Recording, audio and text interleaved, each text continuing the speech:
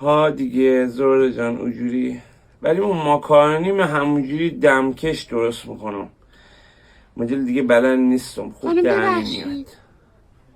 خانم ببخشید یک نوبت به من میدین؟ گوشی عزیزم. آزاد یا با بیمه سلامت؟ بیمه سلامت.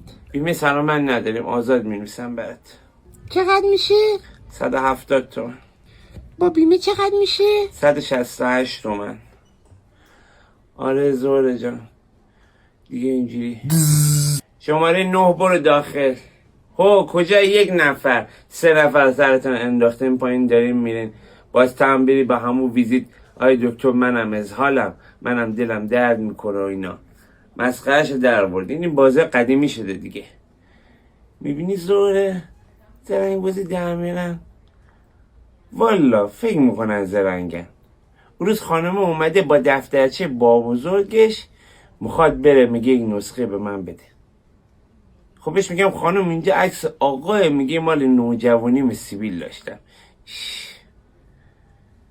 برو تو هم اصلا خود نکن دیگه، همش میگی منالی.